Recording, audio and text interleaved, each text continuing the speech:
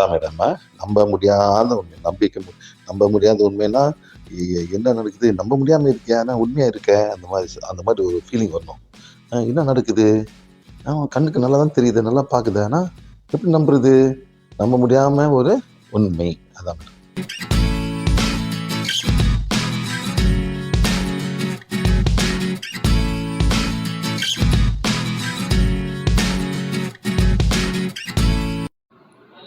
அனைவருக்கும் வணக்கம். சிவா சாருக்கு என்னுடைய அன்பான வணக்கங்கள்.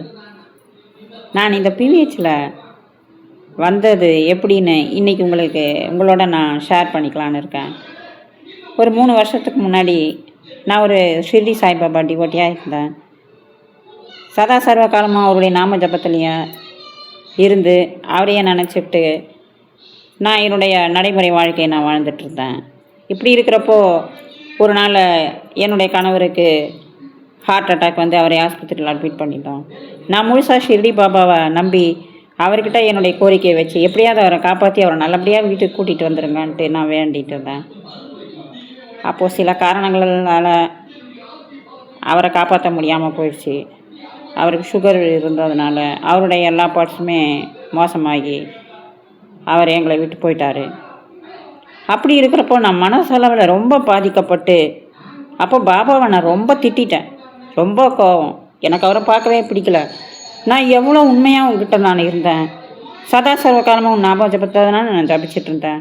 என்னை ஏன் இப்படி சோதனை பண்ண? என்னை ஏன் இப்படி கைவிட்ட? எங்கள் குடும்பமே உன்னை நம்பி இருந்தது. நீ எப்படியும் காப்பாற்றி அவர் வீட்டுக்கு கூட்டிகிட்டு வந்துடுவேன்னு. ஏன் பாபா இப்படி பண்ண? நான் இனி உன்னை இது பண்ண போகிறதில்ல, நான் உன்னை கூப்பிட போகிறதில்ல, நான் உன்னை நினைக்க போகிறதில்ல. அப்படிங்கிறப்போ எனக்கு இந்த துக்கத்திலே இருந்தேன். என்னுடைய துக்கங்களையும் என்னுடைய வேதங்களையும் யார்கிட்டையும் ஷேர் பண்ண முடியாமல் நான் பாட்டுக்கு என்னுடைய வாழ்க்கையை நகர்த்திட்டு இருந்தேன். சில நாட்கள்லேயே என் கனவில் ஒரு குரல் கேட்டது. நான் எப்போவுமே கனவு வந்தாலும் எனக்கு வந்து மறுநாள் அதை மறந்து போயிடும். என்ன கனவு கண்டேன்னு கூட தெரியல. அதனால் எனக்கு கனவு மேலே அந்த அளவுக்கு ஒரு இது கிடையாது. அப்படி இருக்கிறப்போ ஒரு குரல் மட்டும் ஒரு 3-4 தடவை எனக்கு வந்து கேட்டுக்கிட்டே இருந்தது. நீ பிரபஞ்சத்துக்கிட்ட சரணடைஞ்சிருந்தேன். எனக்கு எதுவும் புரியல. சரின்னு மறுநாள் எழுந்தப்போ எனக்கு ஞாபகம் வந்தது. ஏதோ கனவு நமக்கு வந்ததை, ஏதோ பிரபஞ்சத்துக்கிட்ட போன ஒரு குரல் கேட்டிருந்ததை. சரி, அது என்னன்னு நம்ம தெரிஞ்சுக்கணும் அப்படின்னு நான் யோசனை பண்ணிகிட்டு இருந்தப்போ கனவு வந்ததை அதை பற்றி என்னதான் தெரிஞ்சுக்கலாம் அப்படின்ட்டு அக்காவுக்கு ஃபோன் பண்ணி கேட்டேன். ஏன்னா எனக்கு எந்த சந்தேகம் வந்தாலும் எந்த ஒரு இது வந்தாலும் அவங்கக்கிட்ட ஷேர் பண்ணி தெளிவாயிடுவேன். அப்படி இருக்கிறப்ப அக்கா கிட்டே கேட்டதுக்கு அவங்க என்ன சொன்னாங்க, இதை தான் நாங்கள் பிவிஹெச்சில் நாங்கள் வலியுறுத்திட்டுருக்கோம். நான் உனக்கு எத்தனையோ தடவை சொல்லிட்டேன், ஒரு கிளாஸாவது நீ அட்டன் பண்ணிவிட்டு அது என்னதான்னு அதை பார்க்கலாம். இல்லை, நீ எதையுமே காதில் வாங்க மாட்டேன்ற, நீ இப்படியே இது பண்ணிட்டுரு அப்படின்னாங்க. இல்லை, நான் கண்டிப்பாக எனக்கு வாய்ப்பு கிடைக்கிறப்போ நிச்சயமாக நான் கலந்துக்கிறேன்றேன். அப்போது ஒரு நாள் நான் கோயம்புத்தூருக்கு போயிருந்தப்போ அக்கா அவங்க கிளாஸ் எடுத்துட்டாங்க. அந்த கிளாஸில் நான் கலந்துக்கிட்டப்போ எனக்கு நிறைய பல விஷயங்களை நான் தெளிவடைஞ்சிட்டேன். இதைத்தான் நம்ம உணராமல் இது ஏதோ ஒரு இதுன்னு நினச்சிட்டு இதை நம்ம மிஸ் பண்ணிட்டோமே இவ்வளோ நாளும். எனக்கு என்ன ஒரு தவறான புரிதல் பிவிஹெச் மூலயமா அப்போ இருந்ததுன்னா, அக்கா வீட்டில் எல்லா போஸ்டர்களுமே இருக்கும். பணம் தான் வந்து வாழ்க்கையில் எல்லாமே அப்படின்ற போஸ்டர். அப்புறம் பூமி தாய்க்கு வணக்கம், நிலாவுக்கு வணக்கம், நிலாவுக்கு நன்றி, சூரியனுக்கு நன்றி. இந்த போஸ்டர்லாம் நான் பார்த்துருக்கேன். எனக்கு எல்லாமே பிடிச்சிருந்தது. ஆனால் அந்த பணத்தை பற்றி மட்டும் இவங்க வந்து எதுக்கு இப்படிலான்றாங்கன்னு ஒரு தவறான ஒரு புரிதல்களால் அது மேலே எனக்கு கொஞ்சம் சில வருத்தம் இருந்தது. பணம் தான் பெரிசா? அப்போது அந்த கடவுள்கிட்ட நம்ம போகிறது இது உண்மையான வழியாக இருக்குமா? இது ஆன்மீகத்துக்கு இது சரி வருமானெல்லாம் நான் யோசனை பண்ணேன். அப்போது எனக்கு அப்படி இருக்கிறப்போ இதெல்லாம் அக்காவோட கிளாஸில் நான் அட்டன் பண்ணதுக்கப்புறமா தான் தெரிஞ்சுது, எவ்வளோ தவறான புரிதல்களோடு நம்ம இருந்திருக்கிறோம். எல்லாமே நமக்கு வாழ்க்கைக்கு தேவை, எல்லாமே நமக்கு இயற்கையும் சரி நமக்கு எவ்வளோ உதவியாக இருக்குது. இதுக்கெல்லாம் நம்ம நன்றி சொல்லாமல், நம்ம மன்னிப்பு கேட்காம, அதை தவறான முறையில் நம்ம நிறைய பயன்படுத்தியிருப்போம். அதுக்கெல்லாம் நம்ம நன்றி கேட்குறது எவ்வளோ உண்மையான விஷயம். இது ஒரு சாதாரணமாக இதெல்லாம் ஒரு பெரிய மேட்ரா, இதெல்லாம் ஒரு ஆன்மீகத்துக்கு இதுவாக இருக்கும்னு இதெல்லாம் நினச்சது நம்ம எவ்வளோ தப்பு. இது எவ்வளோ ஒரு உண்மையான ஒரு இது அப்படின்னா அப்போ தான் எனக்கு நான் செஞ்சது எவ்வளோ பெரிய தப்புன்னு நான் மானசீகமாக நமது சிவாசாரிக்கிட்ட நான் மன்னிப்பு கேட்டேன். அப்புறமா அந்த பணங்கிறது அது ஒரு தேவை நமக்கு. அது இல்லாமல் எதுவுமே நமக்கு நிச்சயமாக நடக்காது. நம்ம பணத்தை வெறுக்கக்கூடாது. கண்டிப்பாக அதுவும் நமக்கு தேவைதாங்கிற அந்த உண்மையும் அதுக்கிட்ட மன்னிப்பு கேட்டேன். நான் இது வரைக்கும் உன்கிட்ட தவறாக நான் நினச்சிட்டேன், என்னை மன்னிச்சிடு அப்படின்னு அதுக்கும் ஒரு இது கேட்டேன். அப்போ தான் எனக்கு தெரிஞ்சது என் கணவர் என்னை விட்டு ஏன் பிரிஞ்சாருன்னு. ஏன்னா எனக்கும் அவருக்குமான இருந்த அந்த கர்ம பலன், அதாவது கர்ம தொடர்பு அது முடிஞ்சு போச்சு. அவ்வளோதான். அவர் என்கிட்டேருந்து பிரிஞ்சு போய் அவர் அடுத்த வேலையை பார்க்க போயிட்டாரு. இதுக்காக நம்ம மன வருத்தப்பட்டு அவரே நினச்சிக்கிட்டு அவர் போகிற பாதையை நம்ம அவர் போகிற பாதையும் நம்ம தடுத்துட்டு அவரை இது பண்ணக்கூடாது. அவர் வழியில் விட்டுட்டு நல்லபடியாக அவர் ஆன்மை போய் எங்கே போய் போகணுமோ கண்டிப்பாக அது போய் சேரணும் அப்படின்னு அப்போ தான் நான் மானசீகமாக நான் வேண்டிக்கிட்டேன் கடவுள்கிட்ட. இவ்வளோ தெளிவான விளக்கங்கள் கொடுத்த அந்த சிவா சாருக்கு உண்மையிலே நன்றிகளை மீண்டும் மீண்டும் நான் சொல்லிக்கிறேன். ஏன்னா என்னுடைய வாழ்க்கையில் ஒரு திருப்புமுனைங்கிறதே அந்த பாயிண்ட்டு தான். அதுக்கப்புறம் என்னுடைய வாழ்க்கையில் எல்லாத்தையுமே நான் புரிஞ்சுக்கிட்டேன். நம்ம இத்தனை நாள் எவ்வளோ முட்டாள்தனமாக இருந்திருக்கோம், இவ்வளோ கஷ்டங்கள், இவ்வளோ வேதனைகள், இவ்வளோ துன்பங்கள் நமக்கு வரத்துக்கு காரணம் அவங்க தான், இவங்களால தான், இதனால தான் இப்படி ஆச்சு, அதனால தான் இப்படி ஆச்சு, இது சரியில்லை அது சரின்னு அடுத்தவங்கள குறை சொல்லிட்டோம், அடுத்தவங்க மேலே நம்ம பழியை போட்டுக்கிட்டோம், நம்ம இப்படியே இருந்திருக்கிறோமே, இது எவ்வளோ பெரிய தவறானது. எல்லாத்துக்குமே காரணம் நான் தானே, என்னுடைய கர்ம வினைகளால் தானே கடவுள் எனக்கு இப்படியெல்லாம் ஒரு கஷ்டத்தை கொடுத்துருக்குறான். நான் எவ்வளோ பெரிய முட்டாள்தனமாக இருந்துகிட்ருக்கிறேன். இந்த புரிதல் எனக்கு மறைமுகமாக நமக்கு இருந்தால் கூட அதை கரெக்டான தெளிவான புரிதல் இல்லாமல் இவ்வளோ நாள் வீணடிச்சிட்டோமே. இது சிவாசாரி எவ்வளோ எளிய முறைகளால் நம்மளுக்கு எல்லாருக்குமே நம்மளை தெளிவுபடுத்தியிருக்காரு. இது எவ்வளோ பெரிய விஷயம் இது. ஏன்னா ஒரு விஷயம் ஒருத்தர் சொன்னாங்கன்னா எல்லாரும் சொல்கிறதையுமே எல்லாருக்குமே செட் ஆகாது. அவன் என்ன சொல்கிறான் அது நான் என்னன்னு போயிடும். ஆனால் இவர் சொல்கிற விளக்கங்கள் எல்லாருக்குமே கரெக்டாக பொருந்துறது மட்டும் இல்லை, அந்த மன அமைதியை மெயின் நமக்கு தேவையானது இந்த வாழ்க்கையில் அந்த மன அமைதி மட்டும்தான். ஆனால் அந்த மன அமைதி அப்போ தான் நமக்கு தெரியுது இதுதான் உண்மையான இடம். எங்கே நமக்கு போய் ஒரு இடத்துல போய் நமக்கு முழு மன அமைதியும் நிறைவும் கிடைக்குதுன்னா அதுதான் நமக்கான வழி, அதுதான் நமக்கு சரியான பாதை அப்படிங்கிறத நான் தெரிஞ்சுக்கிட்டேன். அதுவும் உண்மையாக தானே இருக்குது இல்லைங்களா? ஏன்னா இன்றைக்கி நம்ம ஒரு கஷ்டப்படுறோன்னா அது காரணம் நம்ம தான். ஏன்னா அப்போ நம்ம அவனுக்கு என்ன துன்பம் கொடுத்தோமோ அதை இந்த பிறவியில் நமக்கு கர்ம பலனை பேலன்ஸ் பண்ணுறதுக்கு கடவுள் நமக்கு ஒரு வாய்ப்பு கொடுத்துருக்குறான். அந்த வாய்ப்பை நம்ம உணராமல் நம்ம மறுபடியும் கர்மாக்களை ஏற்றிட்டு போயிட்டுருக்குறோமேன்னு சொல்லிட்டு அன்னையிலேருந்து தான் என்னோட எல்லா கஷ்டத்தையும் எல்லா துன்பத்திலையும் எல்லா சந்தோஷமே ஒரே மாதிரி நான் ஏற்றுக்க ஆரம்பிச்சிட்டேன். எதையுமே இப்போ என்னை பெருசாக பாதிக்கிறது கிடையாது. கஷ்டம் வந்தாலும் ஏன்னா சந்தோஷமாக இருந்தாலும் எல்லாத்தையுமே நான் நிறைவாக ஏற்றிக்கிறேன். ஏன்னா எல்லாத்துக்குமே நம்ம தான் காரணம், இதை நம்ம ஏற்றுக்கிட்டு தான் ஆகணும் அப்படின்னு அந்த தெளிவு அப்போது அந்த ஹார்ட் பியூர் ஆகிடுது இல்லைங்களா? அப்போ அந்த பியூர் ஆகிறப்போ நமக்குள்ளேயே அந்த கடவுள் கரெக்டாக கனெக்ட் ஆகிடுறாங்கிற உண்மையும் நான் தெரிஞ்சுக்கிட்டேன். ஏன்னா அந்த மனசு அந்த இதயம் நம்ம குப்பை தொட்டி கிடையாது. அதில் எக்கச்சக்கமான நம்மளுடைய ஃபீலிங்ஸையும் நம்மளுடைய அடுத்தவங்க மேலே இருக்கிற அந்த இதெல்லாம் போட்டு அதில் திணிச்சு இது இப்படி தான், இது எப்போ இப்படி தான் நடக்குது அப்படி தான் என்னென்னவோ பண்ணி அந்த குப்பையாகிட்டோம். ஆனால் அந்த குப்பையெல்லாம் தூக்கி தூர போட்டுட்டு இன்றைக்கி நான் மனசை என்னை பொறுத்த வரைக்கும் இன்னும் நான் தூய்மையாக இருக்கணும். இப்போ தான் கொஞ்சம் தெளிவாகி இப்போ தான் கொஞ்சம் அந்த வழியில் நான் நடக்க ஆரம்பிச்சிருக்கிறேன்.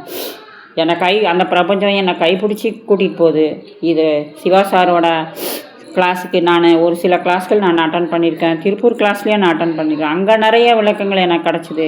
அப்போ கிடச்ச விளக்கங்களில் எனக்கு பிடிச்ச ஒரு விஷயம் என்னென்னா நம்ம எங்கே சுப்ரீம் கார்டு கிட்ட தான் நம்ம டைரெக்டாக நம்ம போகணும். அதை விட்டுட்டு நடுவில் இருக்கிற அந்த குருமார்களை நம்பி அவங்க பின்னாடியே போயிட்டு அவங்க சொல்கிறது தான் அவங்க தான் கடவுள் அவங்கள இதுன்னா அவங்களே நம்ம அங்கேயே உட்காந்துக்கிறோம். நம்மளும் மேலே போக முடியாது, அவங்களும் மேலே போக முடியாமல் எது உண்மையான வழி அதை மறந்துட்டு அந்த மாய வலையில் சீக்கிட்டு நம்ம காலத்தை வீணாக்கிட்டு நம்ம கர்ம பலனை ஏற்றிக்கிட்டு மறுபடியும் பிறக்கிறோங்கிற அந்த உண்மை எனக்கு ரொம்ப தெளிவாக புரிஞ்சுது. அப்போ தான் நான் ஒரு வழிக்கு வந்தேன். இதுவும் நமக்கு நல்லது, நமக்கு ஒரு குரல் நமக்கு வழி நடத்துது உள்ளுக்குள்ளார இருந்து. அந்த பிரபஞ்சம் நம்மளோட கண்டிப்பாக இதாகிடும், அந்த பிரபஞ்சம் நமக்கு கண்டிப்பாக ஹெல்ப் பண்ணும் அப்படிங்கிற நம்பிக்கை எனக்கு வந்தது. அதில் இருந்து தான் நான் இந்த வழிபாட்டு முறைகளையும் கோயிலுக்கு போகிறதையும் சில தவிர்க்க முடியாத காரணங்களால் நான் போகிறதா இருந்தாலும் அங்கேயும் போயிட்டு அங்கேயும் நான் மன்னிப்பு அறிக்கையெல்லாம் நான் என் மனசுக்குள்ளேயே சொல்லிப்பேன். எல்லாரும் தெய்வீகான்னு இருப்பார்கள். அதை இங்கே வந்த பக்தர்களான இவரும் தெய்வீக நிற்பாக இருக்கின்றனர், இறைவனின் விருப்பத்திற்கேற்ப தூய்மையாக இருக்கின்றனர்.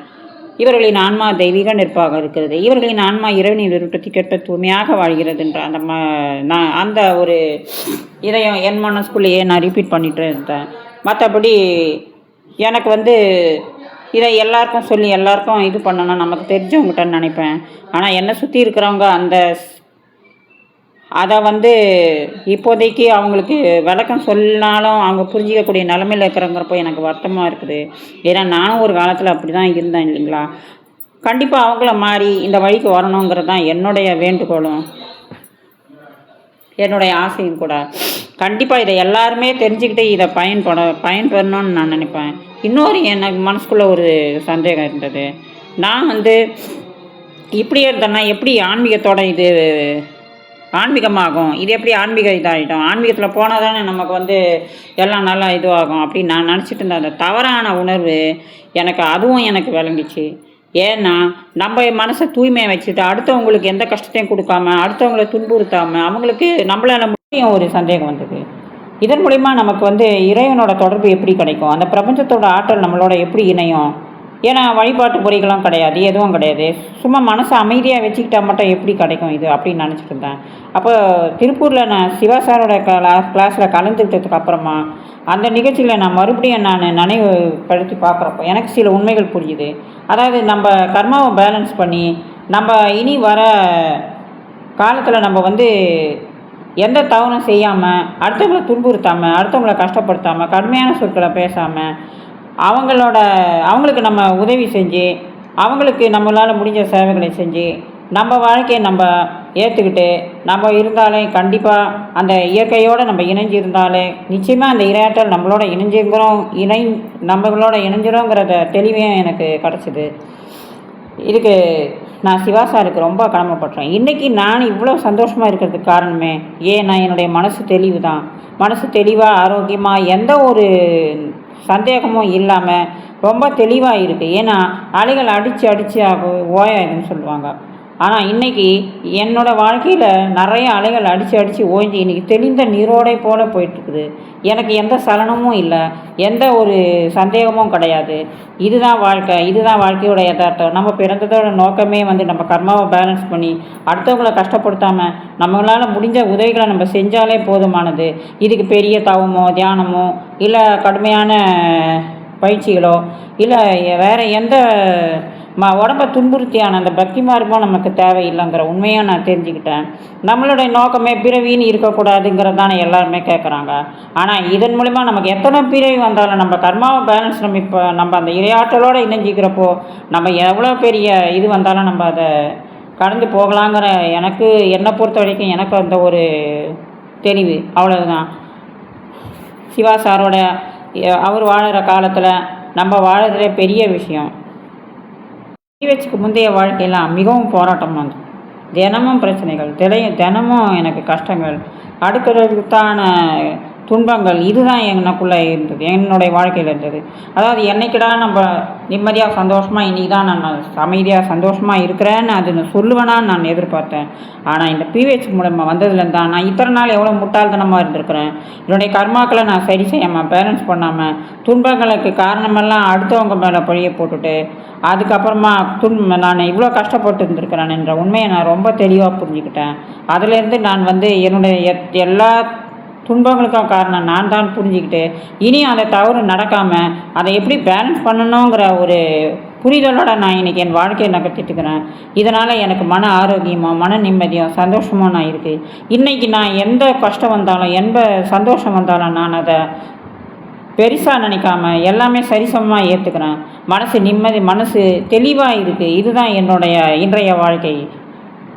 அதாவது அலை அடிச்சுட்டே இருக்கும், ஓயவே ஓயாது அப்படின்னா ஒரு கட்டத்தில் அலையெல்லாம் அடித்து ஓய்ஞ்சி ஆறு மாதிரி ஓடுதுன்னா அதே மாதிரி இன்றைக்கி என்னுடைய மனசு அலை அடித்து ஓய்ஞ்சி இன்றைக்கி அமைதியாக நீரோடை போல் போயிட்டுருக்கு. இதுக்கு காரணம் சிவா சார் தான். சிவா சாருக்கு மீண்டும் மீண்டும் என் நன்றிகளை தெரிவித்துக் கொள்கிறேன்.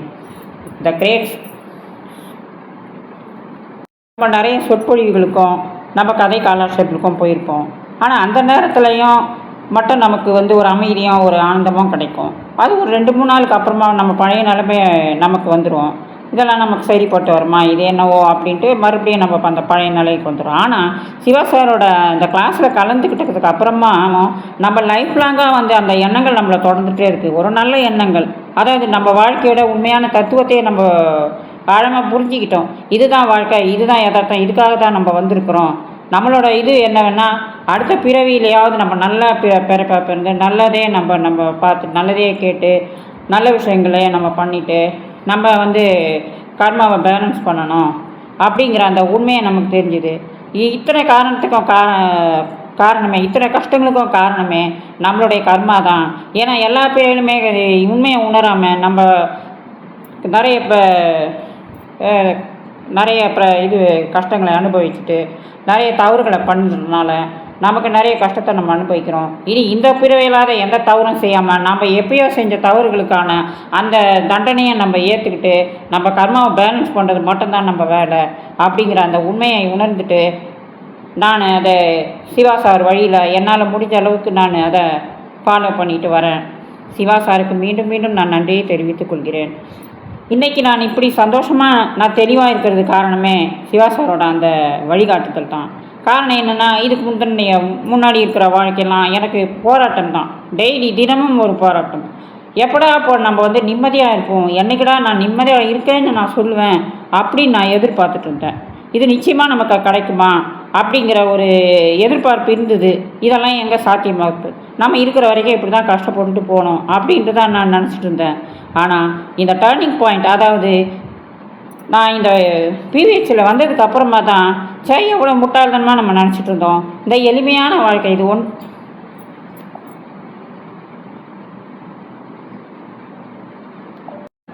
எதனா தவறு இருந்தாலோ இல்லை என்னுடைய தவறான புரிதல்கள் இருந்தாலோ இல்லை அடுத்தவங்க மனசு ஏதாவது நான் வருத்தப்படுற மாதிரி நான் பேசியிருந்தாலோ பிவிஹெச் அன்பர்கள் என்னுடைய கண்டிப்பாக அதை எனக்கு உணர்த்தணும்னு நான் விரும்புகிறேன்.